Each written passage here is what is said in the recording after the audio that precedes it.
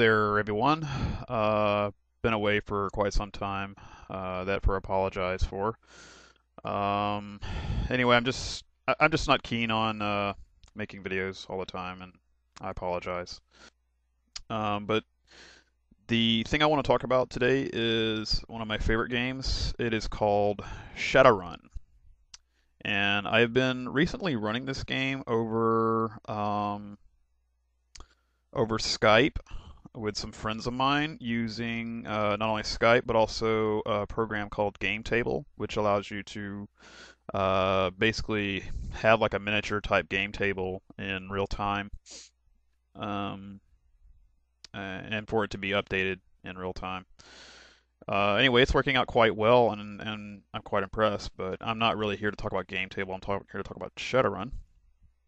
Now, I've been following this game, I think, since around when it first came out. I think the game first came out in 1989 under FASA Corporation. Um, anyway, you already know what Shadowrun is, then great. Then I don't really need to say much about it. If you have no idea what Shadowrun is, then I suggest you check it out. Just to give you a short summary of what it's about, it's a role-playing game set in a dystopian future, which is a melded or an amalgamated version. If you could take like a cyberpunk genre and mesh it in with Dungeons and Dragons or Tolkien, you pretty much get something like Shadowrun. I've been told the influences for the game come mostly from fantasy role-playing games, such as Dungeons and Dragons and Lord of the Rings. But as far as the cyberpunk, if you're not too familiar with the cyberpunk genre, then I suggest you look into the an author named William Gibson. He wrote a book called Neuromancer, which I think is being made into a major film pretty soon. I'm not too sure about that. But yeah, check that out. There's also another one called Snow Crash. So if you like the cyberpunk sort of genre, then those are definitely some books to check out if you haven't already heard of them, um, or if you like those kinds of sci-fi things. Anyway, it's a science fiction setting to the near future. Actually, if the main book right now, it introduces you to a world that's set in 2072. When the first book came out, when the first edition book was come out, it set you in the world of 2050. However, that since then the game world has sort of updated itself to 2072, and I have to say that this game has went through some changes since it first came out. However, for the most part, I like what they have done. Um, I mean, I remember back in when I first played this game, some of the rules, although I like them, they were somewhat clunky and sometimes they were a bit ridiculous in some ways. I mean, some people may disagree with me about that, and that's fine. Um, but for the most part, I like the changes that they have made since then. Anyway, uh, the pretty much the premise of the game is you're playing these like sort of like espionage or espionage agents, like they're freelance espionage agents, and you're running around trying to steal or basically work for either corporations or groups within corporations or groups outside of corporations in either stealing things, doing some sort of hijinks. It could be any kind of job which you could think of pretty much that a freelance mercenary group would do. And in the game, you have different races. You have humans, you have orcs, trolls, dwarves, elves. You also have magic. And the magic is quite flavorful because it allows you for a lot of different opportunities. But if you don't want to do magic, that's fine. There's also, you can go totally into technology and you do things like cyberware and bioware, which are basically implanted into your body, and it makes you like the bionic man or whatever you want to call it, or some sort of kind of like a super mutant in a way. I mean, the thing is that's going a very technological route, and that route has its own costs. But anyway, I don't know how many videos I'm going to do on this. I might just right now I'm just going to talk about it in introductory level, so I'm not going to get too much into the nitty gritty. As far as the game itself, uh, uh, like I said, it started off in like I got into it in the early '90s. It's gone through four editions. Right now, it's currently in the fourth edition. Um, and I've gone through. I remember having first, second, and third edition books. Eventually, recently I got back into it. I got back into it somewhat right after fourth edition came out, but not too much. I just kind of brushed into it, and at the time I was only lightly interested in it. But now I've come back to it, and I noticed that another game company called Catalyst Games Labs has picked it up, and I really like the work they have done. I mean, when you purchase this book, this is a hardcover book, and when you purchase this book, it's let me see how many pages this has. It has. Da-da-da. Excuse me one second. 373 pages and a couple more beyond that. It has a really great index, like when you're trying to find something or looking something up. A lot of the things in the game are very complicated, but you know, if to me if a game has a nice index, you can quickly try to figure out like what's going on, and it's really helpful. I mean they have given you a really nice index, you know, which is quite impressive. Considering that was one of the major flaws I had with a lot of old White Wolf games. Even still, to some extent, White Wolf doesn't really do good indexes. If you're familiar with that game company. Um, but the only bad thing is like some of the pages, like the artwork is great.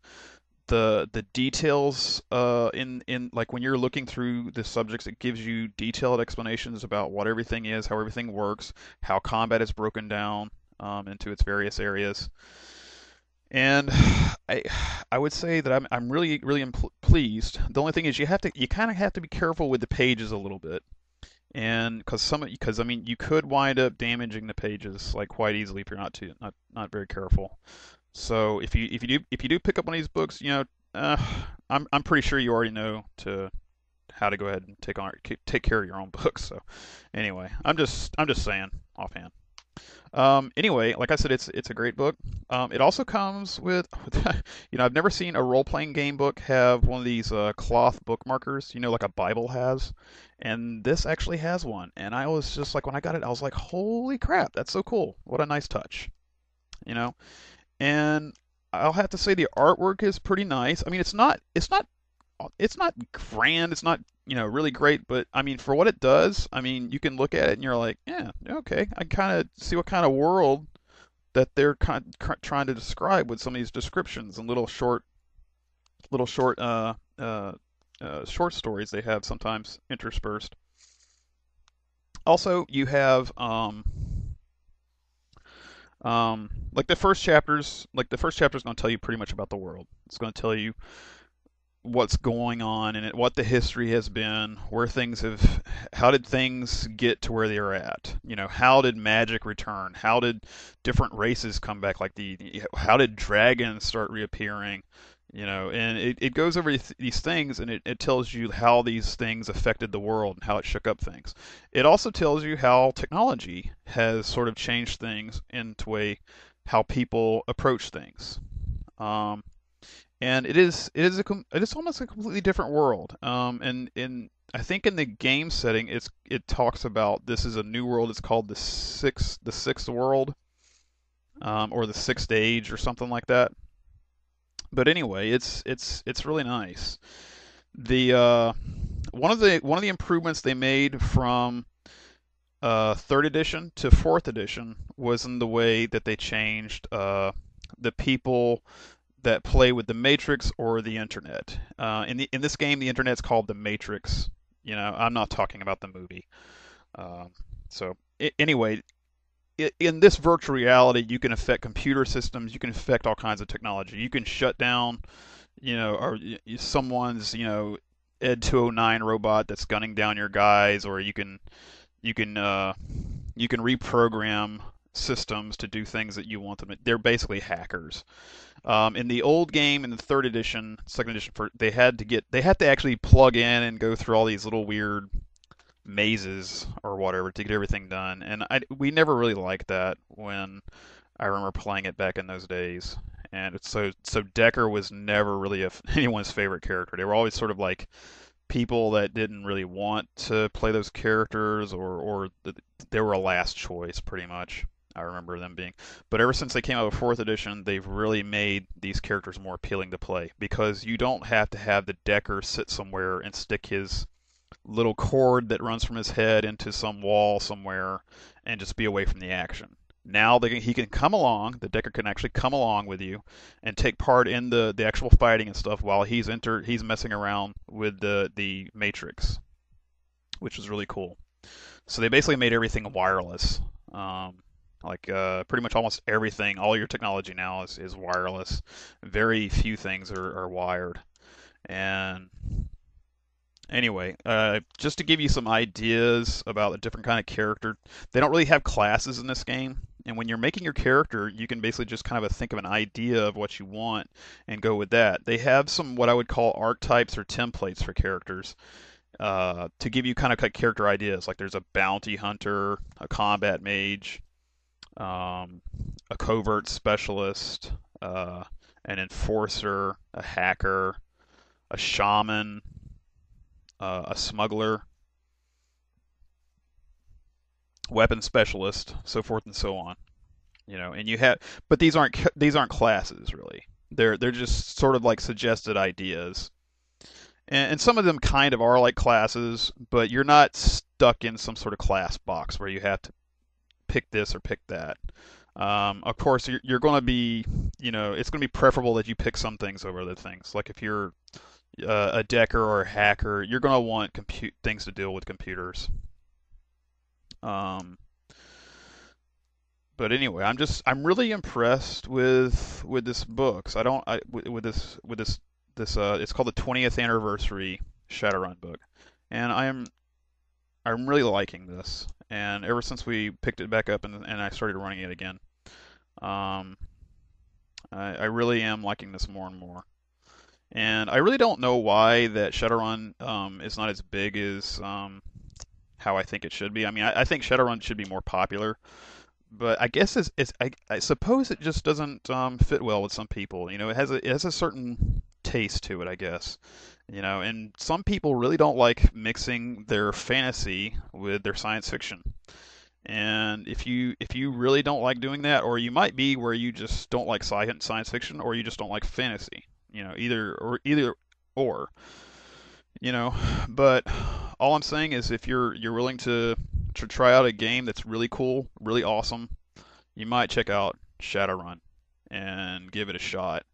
It is definitely worthwhile. And anyway, that's all I have to say about it right now. I might have some more videos later on about some thoughts and things.